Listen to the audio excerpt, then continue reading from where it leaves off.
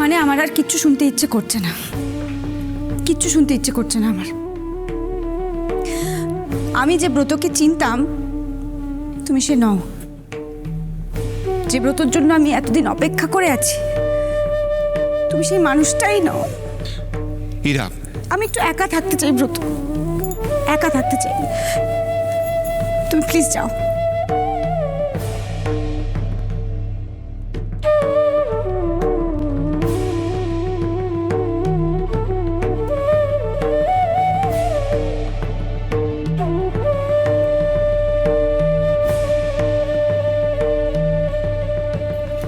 আমি ফিরে আসার পর তোমার আর তোমার পরিবারের সমস্ত দায়িত্ব আমার। আমি কথা দিলাম। দি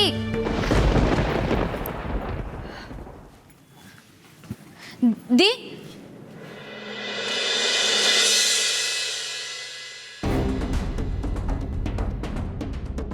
আমি যে ব্রতকে চিনতাম তুমি সে নও।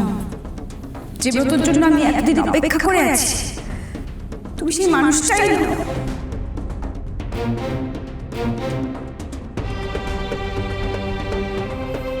ব্রত, কি রে? আমি এখানে দাঁড়িয়ে আছি, কিরকম গটগট করে ঢুকে চলে এলি? একটু দাঁড়িয়ে কথা বলতে ইচ্ছে করে না মায়ের সাথে? বলো, আমি শুনছি মা। কি হয়েছে রে তোর?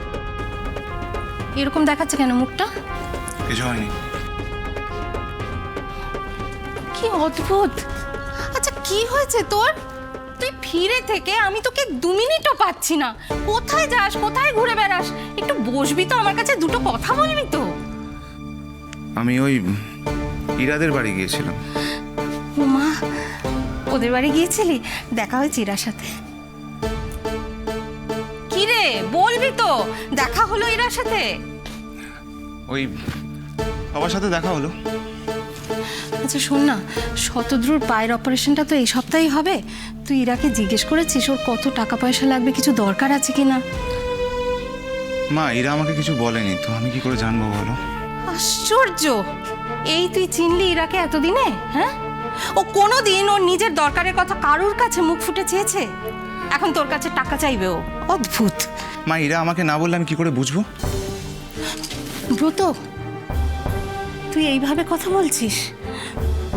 ইরা যদি তোর অসময়ে তোর পাশে না দাঁড়াতো, আজকে তুই এই জায়গায় এসে দাঁড়াতে পারতি? মা, গত 7 বছর এই কথাটা আমি বহুবার শুনেছি।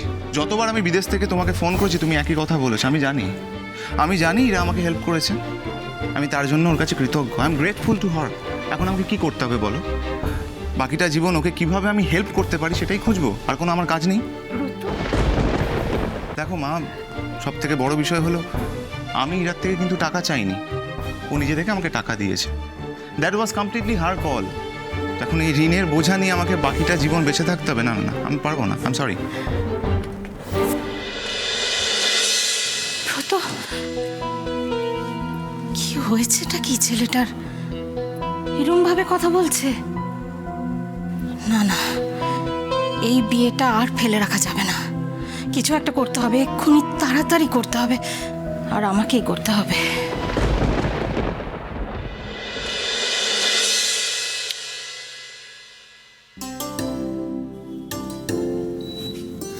দেখ কিরকম না খেয়ে ঘুমিয়ে পড়লো মেয়েটা।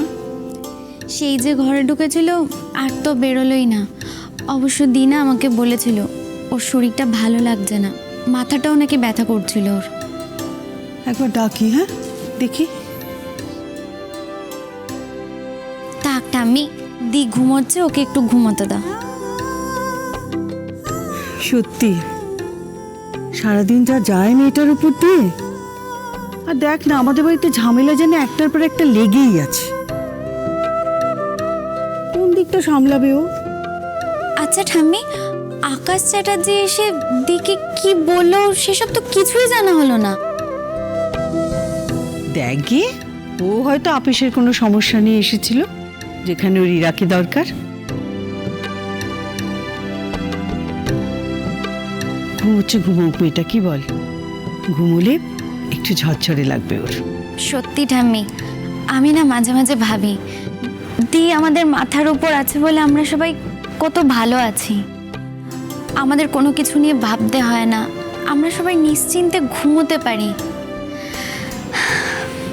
এই কথাগুলো এই বাড়ির সবাই কবে বুঝবে কে জানে। তুই ঘুমোতে যা এবার, কাল আবার সকাল সকাল উঠতে হবে তো। ঠিক আছে ঠাম্মু, তুমি শুয়ে পড়ো, আমি লাইটটা অফ করে দিয়ে যাচ্ছি।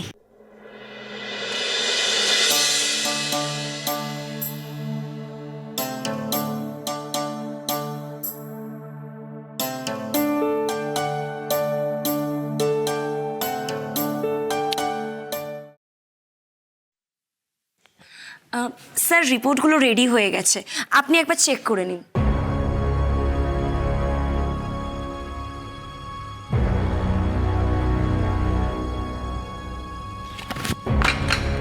এটা কি? হ্যাঁ, কাজ করার সময় মন কোথায় থাকে? মিস মিত্রের ফাইলে সব ডিটেলস দেওয়া ছিল, তাও আপনি কি করে ভুলটা করলেন? ভালো করে চেক করে কেন নিলেন না? যান, এটা নিয়ে বেরিয়ে যান। স্যার এই ফাইলটা আমি দেখিনি স্যার। স্যার এই ফাইলটা ইরাবতী দেখছিল, so that's why I don't know. So what? দেখছিল তো দেখছিল, তো এখন দেখছে না তো মিস ইরাবতী মিত্র না এলে কি অফিসে কোনো কাজ হবে না? না স্যার, হবে তো, কেন হবে না, সব হবে স্যার। আমার দুপুরের মধ্যে ফাইনাল রিপোর্ট চাই। নাও গেট লস্ট। Okay sir.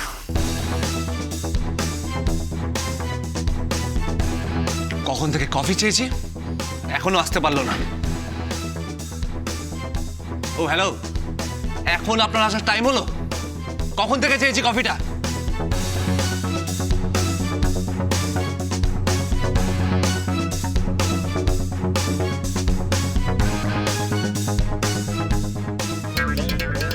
এটা কফি না চিনির শরবত? হ্যাঁ, আপনি জানেন না আমি ব্ল্যাক কফি নিয়ে with sugar. Sorry sir, Irabati madam তো এই কদিন আপনার কফি নিজে বানাচ্ছিল, তাই ঠিক আমি জানি না।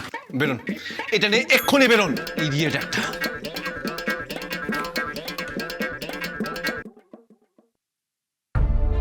এবার বুঝতে পারছিস এই অফিসে ইরাবতী কতটা জুড়ে ছিলেন, ওনার কন্ট্রিবিউশন কি? আকাশ, তুই নিজেও কাজে মন বসাতে পারছিস না। আকাশ, একটা কথা বলতো, তোর মন কি বলছে?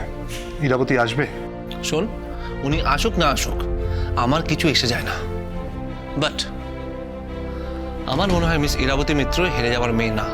আর কিছু না করুক, আমার সাথে ঝগড়া করতে উনি ঠিক ফিরে আসবেন। May I come in sir?